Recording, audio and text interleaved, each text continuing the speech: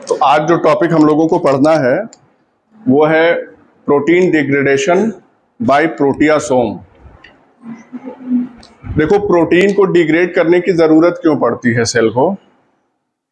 अगर किसी particular protein की फोल्डिंग प्रॉपर ना हुई हो, जिसके बारे में हम ऑलरेडी डिस्कस कर चुके हैं, मिसफोल्डेड प्रोटीन की वजह से क्या क्या प्रॉब्लम्स हो सकती हैं, उसको डिग्रेड करने की जरूरत है।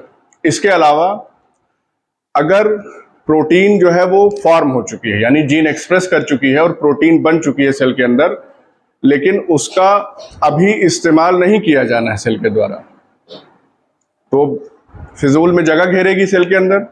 वैसे ही माइक्रो एनवायरनमेंट होता है, जगह कम है, उसको भी डिग्रेड करने की जरूरत पड़ती है। अब वो डिग्रेड कैसे होगा? तो डिग्रेड करने के लिए एक स्पेसिफिक स्ट्रक्चर सेल के अंदर फॉर्म होता है जिसको हम कहते हैं प्रोटियासोम। ये स्पेशलाइज्ड स्ट्रक्चर फॉर्म हो रहा है, लेकिन यहीं पे अगर हम जनरलाइज्ड स्ट्रक्चर की बात करें जो कि प्रोटीन डिग्रेड करने का और प्रोटीन डिग्रेड करने के अलावा और भी काम में इस्तेमाल होता है, तो वो होता है लाइसोसोम। यानी कि हम कलेक्टिवली कहें कि प्रोटीन डिग्रेडेशन किन किन तरीकों से हो सकता है, तो हमारे पास दो तरीके हैं। एक तो लाइसोसोमल डिग्रेडेशन और दूसरा जो है वो तो हमने लिखा ही है यहां पे, यानी कि प्रोटियासोमल डिग्रेडेशन।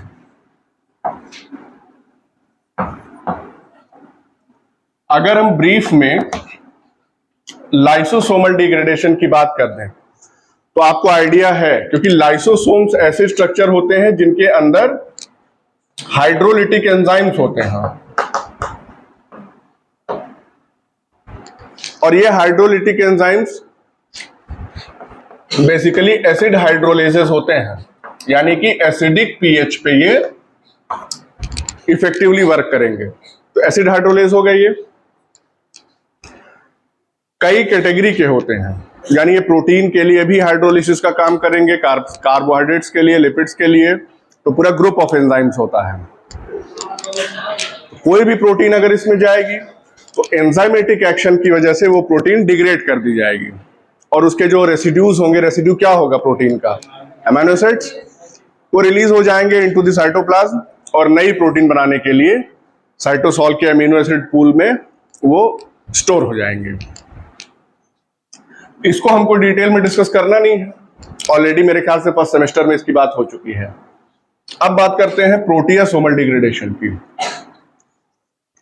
ये जो प्रोटियासोम्स होते हैं ये स्पेशलाइज्ड स्ट्रक्चर्स होते हैं, और ये कहां कहां पाए जाते हैं? वो चाहे प्रोकैरियोटिक सेल हो चाहे यूकैरियोटिक सेल हो, दोनों ही टाइप की सेल्स में ये पाए जाते हैं। प्रोकैरियोट में हम जान रहे हैं कि न्यूक्लियस तो होता नहीं है प्रोकैरियोट में, तो साइटोप्लाज्म जो होता है वहीं पे प्रोटियासोम का फॉर्मेशन होगा। लेकिन जब हम यूकैरियोट्स की बात करते हैं तो यहां पे साइटोप्लाज्म में तो होगा ही, साथ ही साथ न्यूक्लियस में भी होगा। तो ये इनके लोकेशन की बात हो गई कि कहां पे ये फॉर्म हो रहे हैं। अब एक्चुअल स्ट्रक्चर प्रोटियासोम का क्या होता है, इसके बारे में हम लोग डिस्कस करेंगे। इतना अगर नोट कर लिया हो तो इसको हम मिटा दें।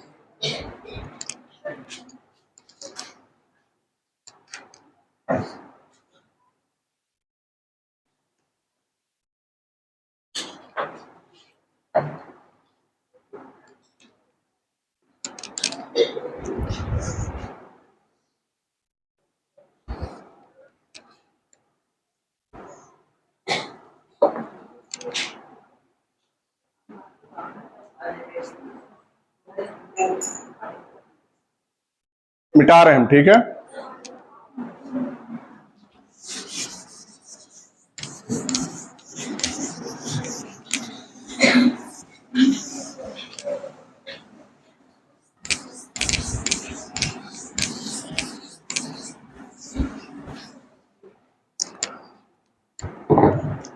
अब देखो ध्यान से, प्रोटियासोम स्ट्रक्चर की बात कर रहे हैं हम। तो प्रोटियासोम दो सब कॉम्प्लेक्सेस से मिलकर तैयार होता है, यानी कि हैज टू सब कॉम्प्लेक्सेस। ये अपने आप में प्रोटियासोम एक बड़ा कॉम्प्लेक्स होता है। तो इस कॉम्प्लेक्स के अंदर दो सब कॉम्प्लेक्सेस प्रेजेंट होते हैं, और वो कौन कौन से हैं? पहला जो होता है उसको हम कहते हैं 20s कोर पार्टिकल, और जो दूसरा सब कॉम्प्लेक्स होता है उसको हम कहते हैं 19s रेगुलेटरी पार्टिकल।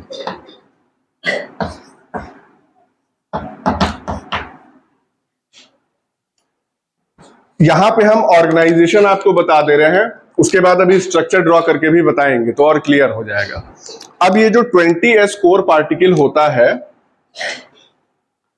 ये 20s core particle it consist of 28 सब यूनिट्स। 28 सब यूनिट्स जो है वो अलग अलग प्रोटीन्स की इकट्ठा होती हैं, तब ये 20s कोर पार्टिकल तैयार होता है। अब ये 28 सब यूनिट किस फॉर्म में अरेंज्ड होती हैं, तो ये भी समझ लीजिए। हमारे पास है टोटल 28 सब यूनिट्स।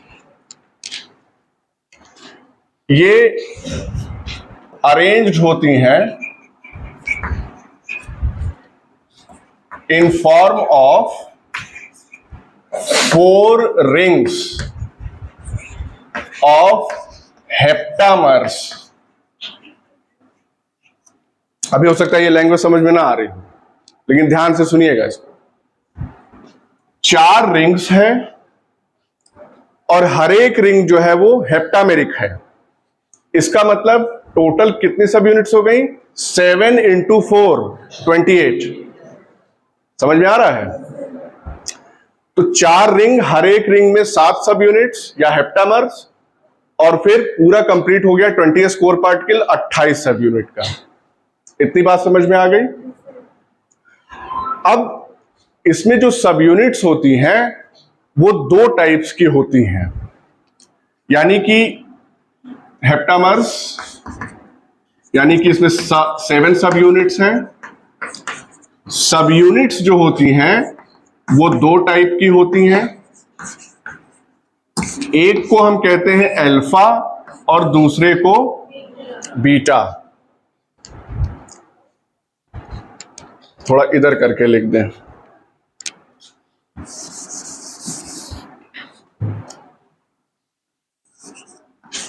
अल्फा एंड बीटा, ये 2 सब यूनिट्स हो गई।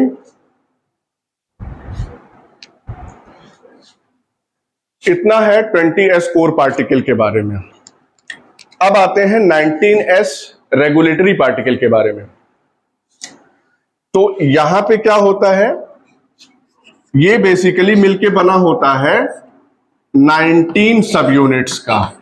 अच्छा, अब उसको इससे कोरिलेट मत करिएगा कि ये 20s है तो 20 सब यूनिट्स क्यों नहीं है, ये 19s है तो 19 सब यूनिट्स ही हमने लिखा है। s क्या है? स्वेटबर्ग यूनिट है। जैसे राइबोसोम के पार्टिकल्स की जब हम बात करते हैं तो उसमें भी तमाम तरीके के हैं, 5s, 5.8s, 28s, 18s, 16s करते हैं ना। तो सेडिमेंटेशन कोएफिशिएंट क्या है इन पार्टिकल्स का, उसके बेसिस पे बताया गया है। तो 19s जो रेगुलेटरी पार्टिकल है उसमें कितनी सब यूनिट्स हैं? 19। अब इसमें से 19 सब यूनिट्स में से 10 सब यूनिट्स जो होती हैं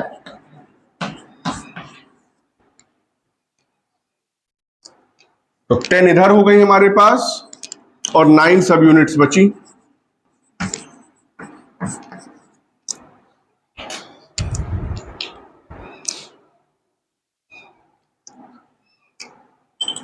ये जो 9 सब यूनिट्स होती हैं ये क्या बनाती हैं? They form base. और ये जो 10 सब यूनिट्स होती हैं दे फॉर्म लिड। लिड मतलब ढक्कन। क्योंकि ये जो कोर पार्टिकल है इसका स्ट्रक्चर कैसा होता है? सिलिंड्रिकल स्ट्रक्चर होता है। तो जब सिलेंडर है हमारे पास, ओपन सिलेंडर है, तो उसमें उसके ऊपर ढक्कन हम लगा सकते हैं, और एक ढक्कन भी लगा सकते हैं, या दोनों साइड लगा दें तो दो ढक्कन भी लगा सकते हैं। बात समझ में आ रही है? तो ये 19s रेगुलेटरी पार्टिकल जो है, ये किसी पर्टिकुलर प्रोटियासोम में सिंगल भी हो सकता है, सिर्फ ऊपर की तरफ हो कैप या लिड, या दोनों तरफ से कैप हो। तो संख्या इसकी कितनी हो सकती है? एक या दो। जो कंप्लीट प्रोटियासोम तैयार होता है उसका स्वेडबर्ग यूनिट इसी पे डिपेंड करता है कि उसमें कितना कोर पार्टिकल है और कितने रेगुलेटरी पार्टिकल्स हैं। तो हम प्रोटियासोम का ओवरऑल अगर सेटअप आपको बता दें,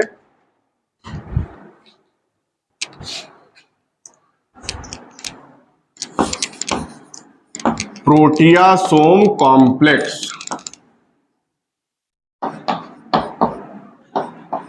इज इक्वल टू, दो कंडीशंस हो सकती हैं, आइदर 20s CP यानी core particle plus 19s RP यानी कि रेगुलेटरी पार्टिकल, या 20s core particle plus 2 into 19s regulatory particles. इतनी बात समझ में आ रही है? या तो एक 19s पार्टिकल होगा या दो होंगे। जब सिंगल होता है तो ये जो पूरा स्ट्रक्चर प्रोटियासोम का फॉर्म हो रहा है, इसकी स्वेडबर्ग यूनिट कितनी आती है? 26s।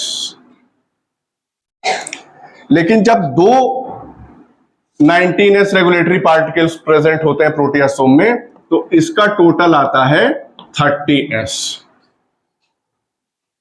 आ गई बात समझ में?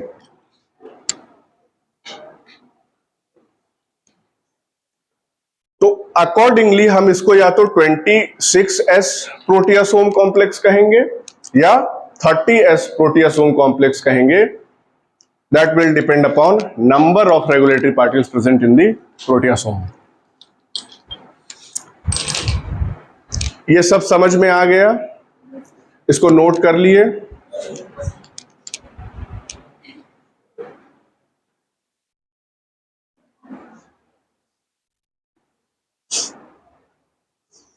अभी डायग्रामेटिकली इसको हम बताएंगे तो और अच्छे से क्लियर हो जाएगा। यही चीज अभी बताएंगे फिर से सब। तो इसको थोड़ा सा ध्यान से, जो लोग नोट कर लिए हो एक बार रीड आउट कर लें क्या क्या कंपोनेंट हैं।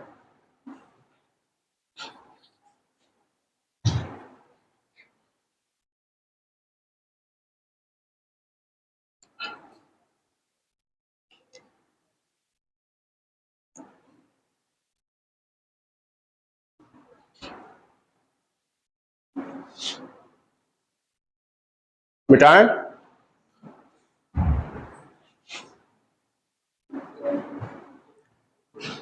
उधर वाला मिटा दें, उधर ही डायग्राम बनाना है।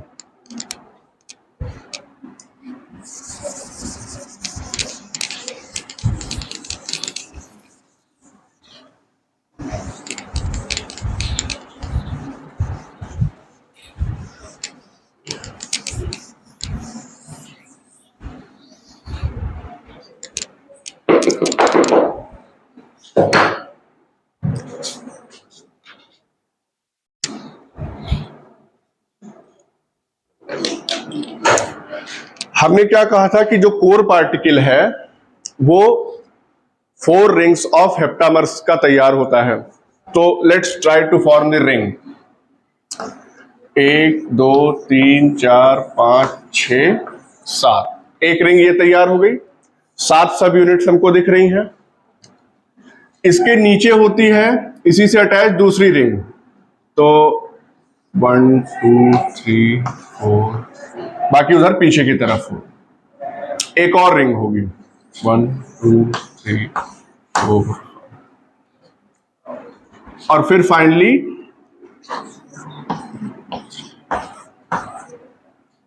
इस तरीके का स्ट्रक्चर हमको दिख रहा है। हमने ये भी बताया था कि जो सब यूनिट्स होती हैं वो दो टाइप्स की होती हैं। ये जो ऊपर और नीचे पाई जाती है ये कौन सी सब यूनिट्स होती हैं? ये अल्फा सब यूनिट्स होती हैं। ये भी अल्फा, ये भी अल्फा, ये वाली जो है बीटा और ये वाली भी बीटा।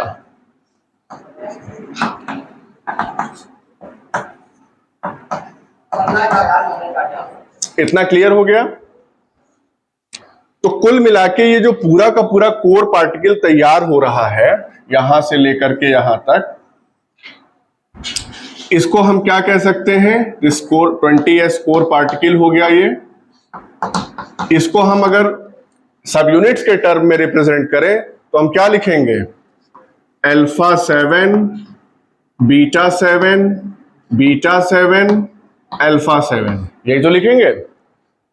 अल्फा की 7 है, फिर बीटा, फिर बीटा, फिर अल्फा, तो उसी सीक्वेंस में ये हमने लिख दिया यहां पे।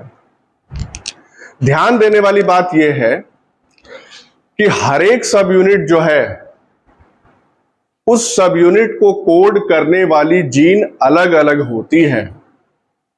तो 7 सब यूनिट से अगर बीटा बन रहा है तो 7 अलग अलग जीन्स कोड कर रही हैं। इसी तरीके से 7 अल्फा की सब यूनिट्स हैं तो अल्फा के लिए भी 7 और अलग हैं। और ये बीटा सेम है तो वही 7 जीन जो है 2 बार एक्सप्रेस कर रही हैं। सिमिलरली अल्फा के लिए है। तो for each sub unit there is a different gene, ये बात ध्यान रखनी है आपको।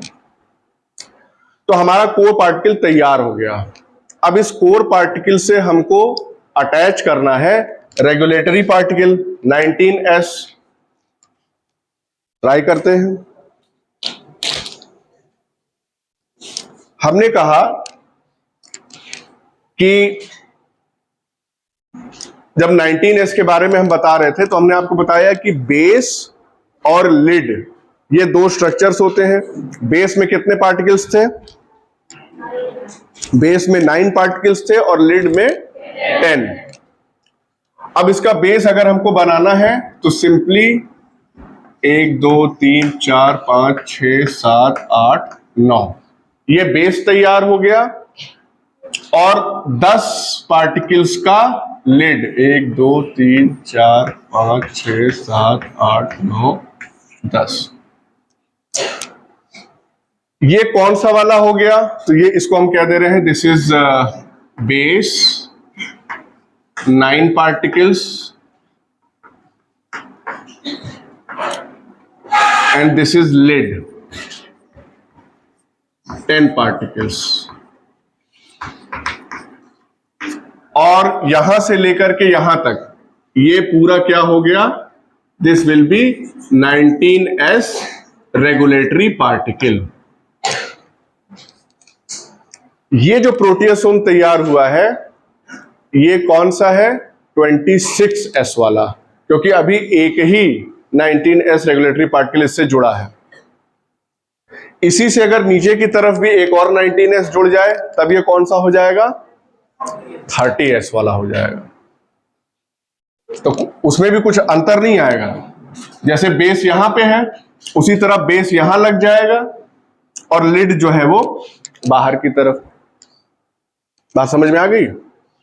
तो इस तरीके से ये पूरा प्रोटियोसोम जो है वो तैयार होता है। बना लिया इसको डायग्राम? बनाओ जल्दी।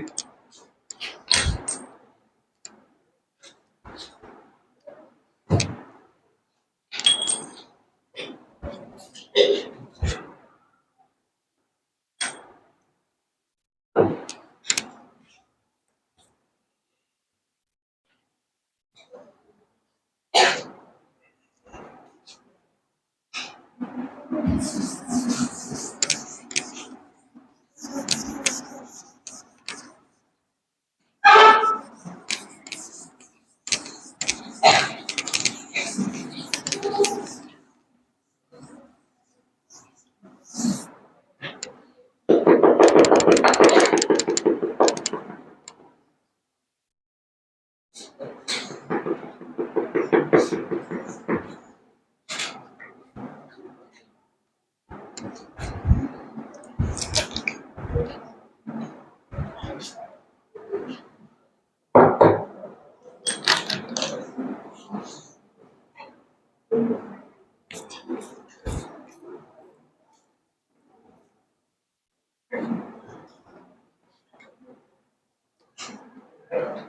स्ट्रक्चर की बात कर ली, अब हम बात करेंगे फंक्शन की। प्रोटियासोम फंक्शन कैसे करता है इसकी बात करेंगे। तो function of प्रोटियासोम,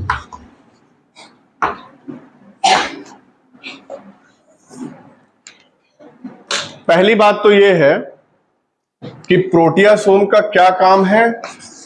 regulated breakdown of proteins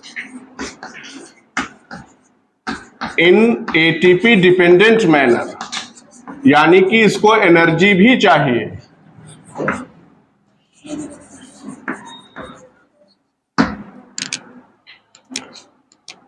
energy का इस्तेमाल करते हुए ये पूरा का पूरा कॉम्प्लेक्स प्रोटीन्स का ब्रेकडाउन करेगा। जब हम रेगुलेटेड ब्रेकडाउन की बात कर रहे हैं तो इसका मतलब ये हो गया कि ऐसा नहीं होगा कि कोई भी प्रोटीन इसके पास आएगी तो ये उसको डिग्रेड कर देगा। There has to be some identification mark on the target protein की इस पर्टिकुलर प्रोटीन की जरूरत फिलहाल नहीं है सेल को।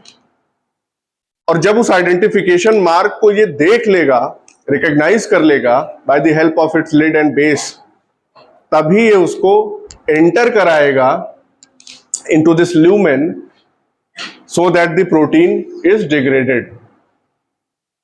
अब वो आइडेंटिफिकेशन मार्क क्या है, अब हम उसके बारे में बात करेंगे। और वो पूरी प्रोसेस ही स्पेसिफिक है। जो आइडेंटिफिकेशन मार्क की हम बात कर रहे हैं वो होता है यूबिक्विटिन।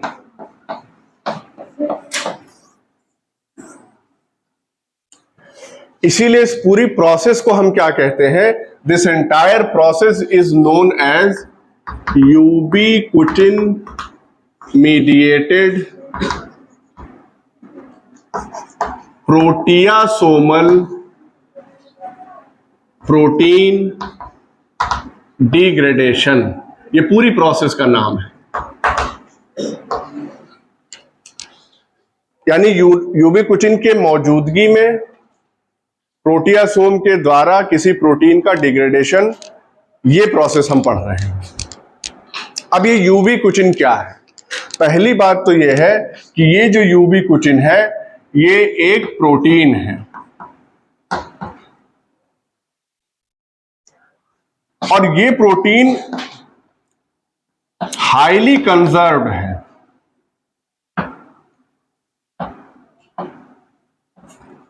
हाईली कंजर्व्ड होने का मतलब क्या है? इस प्रोटीन का सीक्वेंस प्रोकैरियोट से लेके यूकैरियोट्स तक बिल्कुल नहीं बदला। और इस प्रोटीन में कितने एमिनो एसिड्स होते हैं? 76 एमिनो एसिड्स। बहुत छोटी सी प्रोटीन है, 76 एमिनो एसिड की प्रोटीन है विच इज हाईली कंजर्व्ड। ये जो सीक्वेंस है एमिनो एसिड का वो प्रोकैरियोट से लेके हायर यूकैरियोट्स तक वही चल रहा है।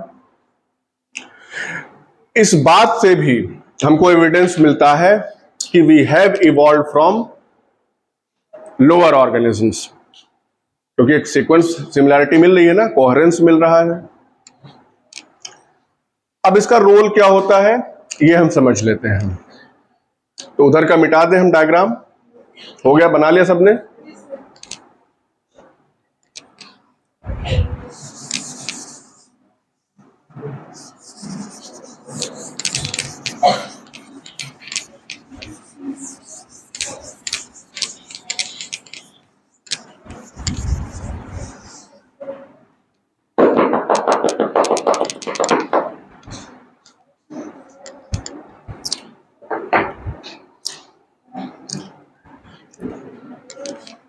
यूबिक्विटिन का काम होता है आइडेंटिफिकेशन प्रोवाइड करना to a protein which has to be degraded.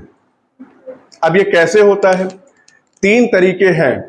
ये यूबीक्विटिन मॉलिक्यूल जो है टारगेट प्रोटीन से जाके जुड़ जाएगा। तो लेट सपोज हमारे पास एक टारगेट प्रोटीन है, कुछ इस तरीके की ये प्रोटीन है। तीन कॉपी में हम इसको बना के आपको बता रहे हैं,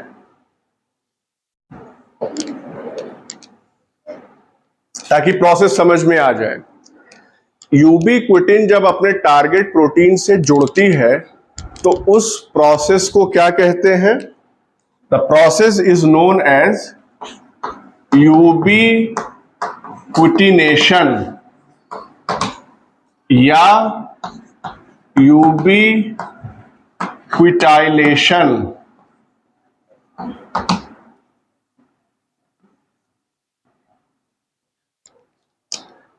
मतलब क्या? यूबीक्विटिन का अपनी टारगेट प्रोटीन से जुड़ जाना, ये प्रोसेस का नाम है। 3 तरीके हैं जिससे यूबीक्विटिन अपने टारगेट प्रोटीन से जुड़ती है। कौन से? एक को हम कहते हैं मोनो, आगे वही है, मोनो यूबीक्विटिनेशन। दूसरे को हम कहते हैं मल्टी यूबीक्विटिनेशन, आगे वही है। और तीसरे को कहते हैं हम पॉली यूबीक्विटिनेशन। 3 तरीके से जुड़ सकता है यूबीक्विटिन। मोनो यूबीक्विटिनेशन में क्या होगा कि ये जो हमारी टारगेट प्रोटीन है जिसका डिग्रेडेशन होना है, इस टारगेट प्रोटीन पे किसी एक लाइसीन रेसिड्यू से, ये लाइसीन रेसिड्यू है, ध्यान रखना है, यूबीक्विटिन जब भी अपने टारगेट प्रोटीन से जुड़ता है तो उसके लाइसीन एमिनो एसिड से जाके जुड़ेगा। तो किसी एक लाइसीन रेसिड्यू से एक यूबीक्विटिन मॉलिक्यूल जुड़ गया।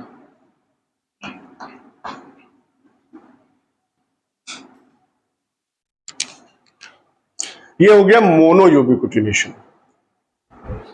मल्टी की जब हम बात करते हैं तो मल्टी का मतलब ये हो गया भाई किसी भी अमीनो एसिड में एक ही लाइसीन तो होगा, किसी भी प्रोटीन में एक ही लाइसीन तो होगा नहीं, एक से ज्यादा होगी, बिल्कुल संभावना है। तो ये सारे ही लाइसीन हैं जो हमने ऑरेंज से इंडिकेट किया, ये भी लाइसीन, ये भी लाइसीन, ये भी लाइसीन। अब जब इन अलग अलग लाइसीन रेसिड्यू से यूबीक्विटिन जुड़ जाता है तो इस प्रोसेस को हम कहते हैं मल्टी यूबीक्विटिनेशन।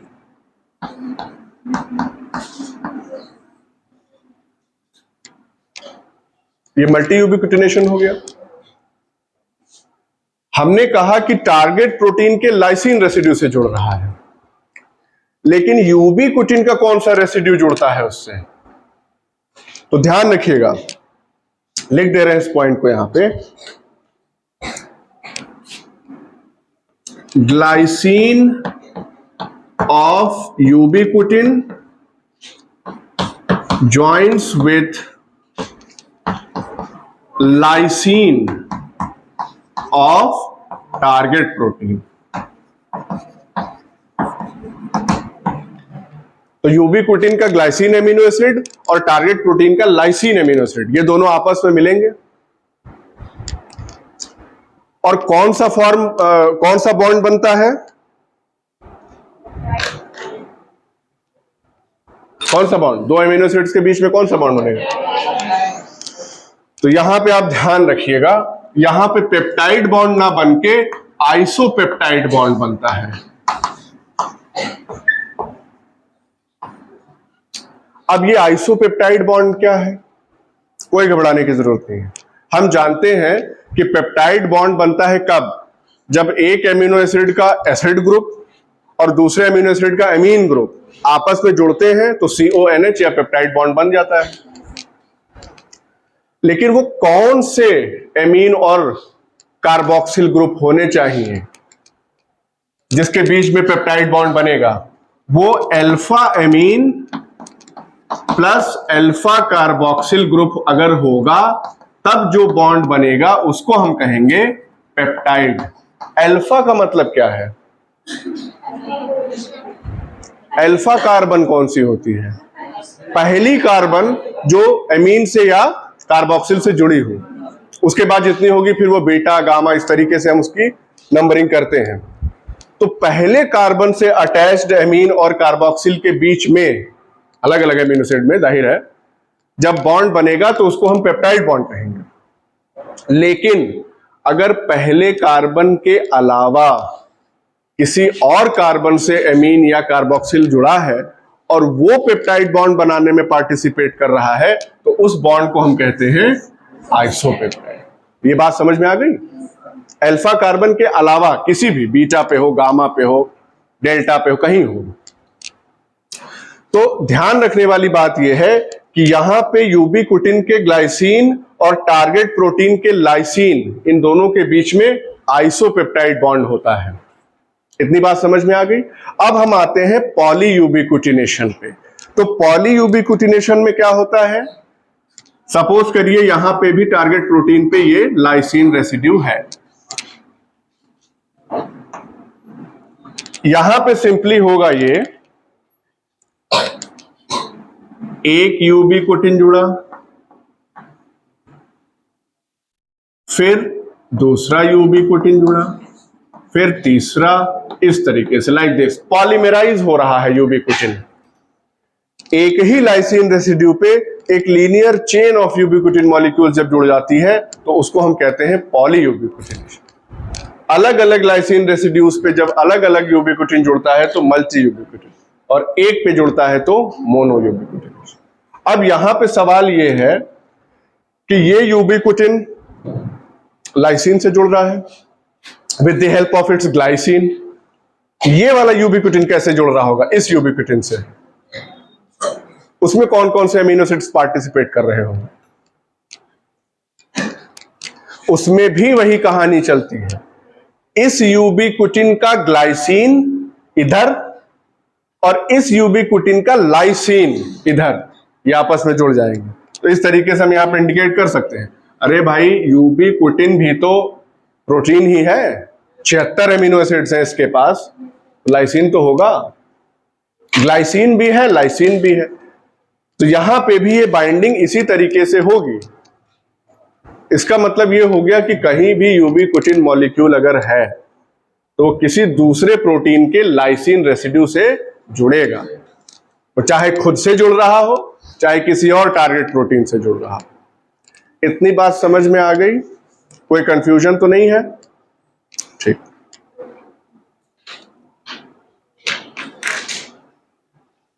आज के लिए इसको इतना रखते हैं, इतना रिवाइज करके आएंगे, फिर इसके बाद हम मैकेनिज्म बताएंगे।